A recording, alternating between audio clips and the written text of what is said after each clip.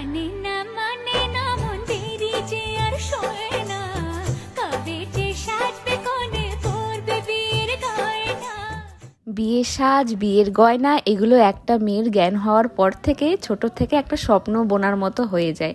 তিল তিল করে একটা মেয়ে তার বিয়েতে কিভাবে সাজবে, কিভাবে লুক নেবে, কি করবে না করবে, ইচ অ্যান্ড এভরিথিং সব কিছু করে। আর আজকে যাকে সাজাচ্ছি সে কিন্তু একজন স্পেশাল ব্রাইড। সে আমার ফ্রেন্ড মনীষা এবং ও ছিল গতকালকের আমার 4th ব্রাইড।